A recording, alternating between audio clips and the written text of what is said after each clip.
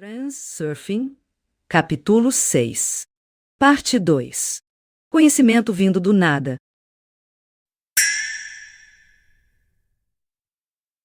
Ler claramente dados do campo informacional conseguem apenas personalidades muito poucas e especiais. A maioria recebe apenas ecos desses dados na forma de pressentimentos fugazes e conhecimentos imprecisos. Quem se ocupa com a ciência e a criação recebe inspiração depois de muitos dias ou anos de atividade mental. É difícil descobrir o novo, porque é bem mais fácil sintonizar sua frequência mental em setores já realizados do espaço das variantes. O novo original está sempre nos setores não realizados. E como se sintonizar neles? Por enquanto, não sabemos. Quando a busca de uma nova decisão nos setores manifestos não oferece resultado, o subconsciente de alguma forma sai para o setor não manifesto. Tais dados não estão na forma de interpretações simbólicas costumeiras. Por isso a consciência os recebe como informação obscura e imprecisa. Se o cérebro conseguir apreender o sentido dessa informação, surge a visão e o entendimento claro.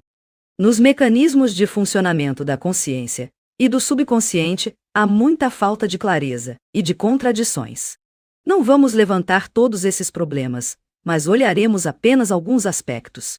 Para não nos perder em terminologias e semântica, para fins de simplicidade, chamemos de razão tudo o que for ligado ao consciente, e de alma ao subconsciente. Se a razão entendesse tudo o que a alma quer lhe transmitir, a humanidade teria acesso direto ao campo informacional. É difícil imaginar que alturas atingiria a nossa civilização nesse caso. Mas a razão não só não sabe ouvir, como também não quer. A atenção do ser humano está constantemente ocupada com objetos do mundo externo ou com raciocínios e experiências internos. O monólogo interno quase nunca cessa e se encontra sob o controle da razão. E esta não ouve os débeis sinais da alma e autoritariamente afirma o seu. Quando a razão pensa, opera com categorias com as quais determinou propriedades de objetos visíveis nos setores manifestos. Ou seja, ela pensa com a ajuda de definições estabelecidas. Símbolos, palavras, entendimentos, esquemas, regras e assim por diante. Ela tenta dissecar qualquer informação segundo atributos adequados. Atributos são dados a tudo que está no mundo ao redor. Céu azul, água molhada, pássaros voam, tigres são perigosos, o inverno é frio e assim por diante. Se a informação recebida de um setor não manifesto ainda não possui atributos razoáveis, a razão a assume como conhecimento um tanto incompreensível. Se der para trazer novos atributos para esse conhecimento, ou explicá-lo dentro dos moldes de velhos atributos, nasce uma descoberta. Ao conhecimento novo original, sempre é difícil atribuir significado. Imagine uma pessoa que pela primeira vez ouviu música. A música é também informação, em forma de sons. Quando a razão recebe essa informação, ela sabe, mas não entende. Ainda não possui significado. O entendimento surge depois quando a pessoa ouve a música de várias maneiras, e lhe são demonstrados todos os significados e objetos. Músicos, instrumentos, notas, canções. Mas quando a razão ouviu a música pela primeira vez, para ela isso tinha total significado real, e ao mesmo tempo mistério inalcançável. Tente explicar a uma criança pequena a afirmação: leite branco. A criança está apenas começando a usar categorias abstratas, por isso vai fazer um monte de perguntas. O que é leite ela entende. E o que significa branco? É cor. E o que é cor? É uma qualidade dos objetos. E o que é qualidade? E o que é objeto? E assim, infinitamente. É mais fácil não explicar, e sim, mostrar objetos de diferentes cores. Então a razão da criança entende o que diferencia os objetos, na categoria abstrata da cor. Assim, ele dá definição e significado a tudo o que a rodeia, depois pensa, utilizando essas definições. A alma, diferente da razão, não usa significados. Como ela pode explicar à criança que o leite é branco? Desde que a razão começou a pensar com a ajuda de categorias abstratas, O vínculo entre elas e a alma foi se atrofiando. A alma não usa essas categorias. Ela não pensa nem fala, mas sente e sabe. Ela não pode expressar em palavras e símbolos aquilo que sabe. Por isso a razão não pode conversar com a alma. Digamos que a alma sintonizou com um setor não manifesto e soube aquilo que ainda não existe no mundo material. Como ela pode trazer essa informação para a razão? E ainda a razão constantemente se ocupa com seu falatório. Ela acha que dá para explicar tudo razoavelmente e controla toda a informação. Da alma chegam apenas sinais nebulosos, que a razão nem sempre consegue determinar com a ajuda de suas categorias. Sentimentos imprecisos e conhecimentos da alma se afogam em pensamentos tonitruantes. Quando o controle da razão dá uma trégua, irrompem para a consciência sentimentos e conhecimentos intuitivos. Isso se revela como um pressentimento obscuro, que ainda é chamado de voz interior.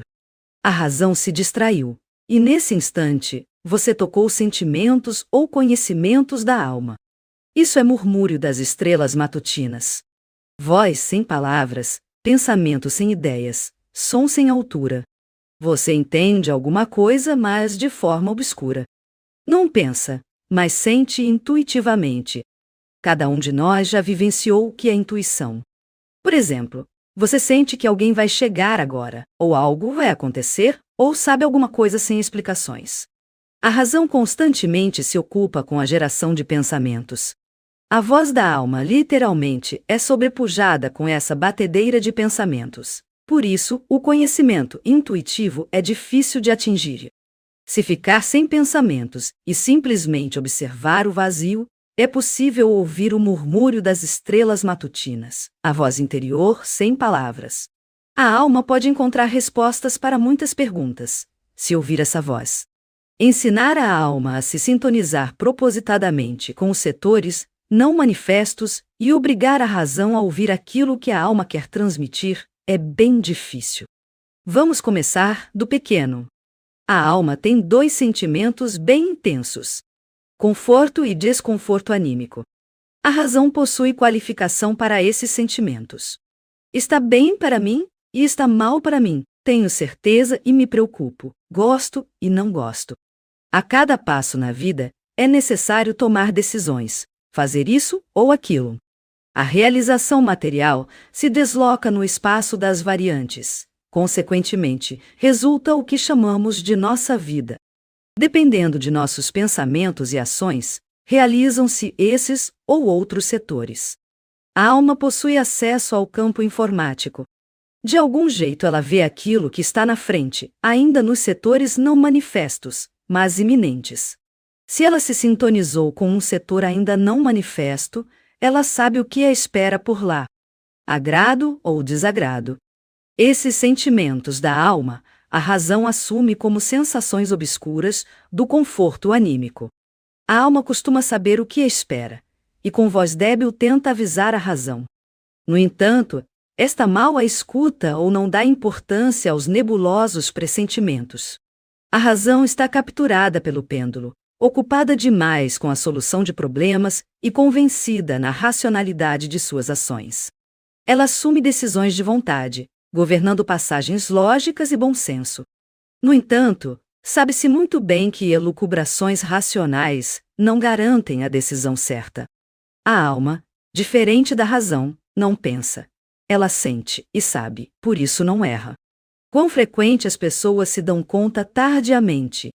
Eu sabia que isso não ia dar em nada de bom. A tarefa consiste em aprender a determinar o que a alma diz à razão no instante da tomada de decisão. Fazer isso não é tão difícil. Indispensável apenas ordenar ao seu guardião que preste atenção na situação de conforto da alma. Eis que você toma uma decisão qualquer.